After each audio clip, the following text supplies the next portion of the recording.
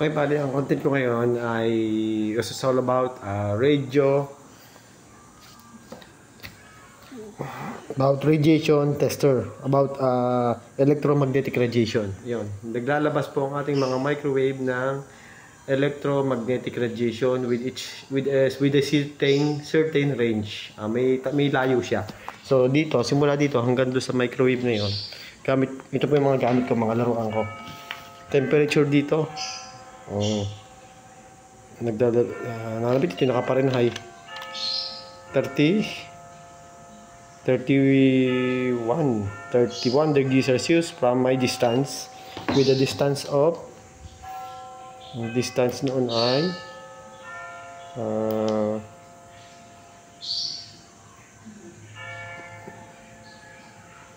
2.8 meters. 2.8 meters. Okay?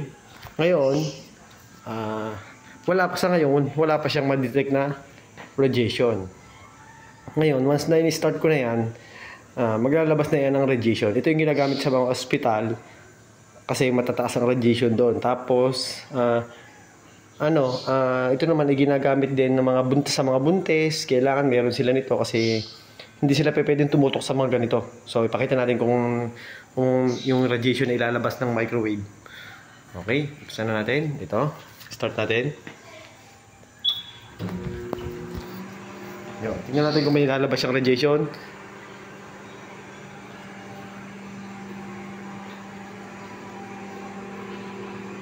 Yan o, mayroon na siyang. Tingnan natin sa max. Depende, pag halo-halong lumapit, yan na yung kanyang max, okay? Max niya ng 8.47 ano ba yun? UT. Yan. 8.47 UT. Kaya dapat ito nakasil. Mas malakas ito lalo kung ano siya, kung bukas yan. Tapos mayroong mga aluminum at bakal. Kaya itong mga ganito, hindi po ito ginagamitan ng bawal dito ang maglalagay kayo sa loob nito ng aluminum at saka yung mga bakal, stainless, bawal. Kasi maaring doon tumama yung electromagnetic radiation na ibabato noong magnetron. Ang nagluluto po kasi sa mga ganito ay selyado to, yan, saradong-sarado ito, ay radiation. Ang umiinit yung mga conductive material. Kaya po ito yung umiinit yan. Tingnan natin kung mainit na yung tubig. Ilang minuto lang yan. Tingnan mo, ang uminit lang ay yung tubig. Yun, 62 degrees Celsius uminit. Yung tubig lang ang uminit, pero yung body, hindi. Ang palibot, hindi. Ang uminit lang ay yung mismong material. Kasi ang water ay good conductor ng kuryente. Kaya mapapansin nyo, kapag nagluluto tayo sa mga ganitong microwave, ang naluluto yung moisture, yung may tubig. Kaya pagka tinamaan ito, talagang delikado ito sa bata, sa mga buntis. Yan. Kasi dito lalabas yung radiation, paikot-ikot lang dito sa loob. Hahanap siya ng maaaring tamaang material. Yon. Hanggang dito na lang po at so sana malinaw na ayun, uminit siya, mainit. Ang uminit mismo yung tubig, hindi yung bakal, hindi naman kasi ito good conductor. Ang good conductor ay stainless plate at saka yung aluminum. Yan, kaya pagka naglalagay kayo ng pagkain o nagluluto kayo sa microwave ng pagkain, dapat huwag kayong gagamit ng aluminum, huwag niyong kokobera ng aluminum, huwag niyong kokobera ng pinagbabawal yon kasi mataas ang radiation noon. Tapos kasi ang pinupuntahan ng radio waves, ang dinidikit ng radio waves, bawa kung yung kamay mo ilagay mo dyan sa loob, yon, masusunog talaga yan. Kasi para kang sinusunog dyan. Yun ang tinatawag na electromagnetic waves radiation. Yon. Iba pa yung, mas malala pa yung may mga tinatawag tayo na,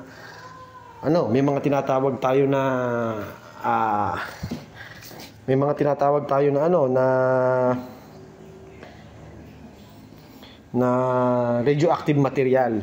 Ito, pag na-expose ka doon, madidetect dito, sigurado 'yon. Ito. Kasi ang dinedetect dito ay radio waves at saka yung mga sa radio Bali yung ano, mga radioactive material, from radioactive material at saka radio waves. Yun sa radiation yun, sa X-ray, kaya bawal doon, pinalabas doon, mataas ang radiation doon. Radioactive waves ang dumadaloy sa hangin, tatama sa materials na metal man or good conductor. Ang body ng tao, ang katawan po ng tao, ang balat natin ay may moisture, may tubig. Kaya ang katawan ng tao ay good conductor. So pag tinamaan tayo ng radiation, para tayong tinutuyo. Yun, ganun po ang radiation. Maraming salamat po at hanggang dito naman po yung ating content. At salamat po sa panonood. Inom muna tayo ng Coke. Mainit itong tubig. Nagtesting lang ako ng magpainit ng tubig lang. Okay, thank you. Ito po yung aking mga laruan. Ito naman, pan-check lang ito ng temperature. Yan, ang baril yan. Kahit malayo ako, hindi ako lumapit. Hindi ako, kahit malayo ako, nasusukat ko yung layo ko simula doon sa radioactive material. Kung saan nanggagaling yung radiation.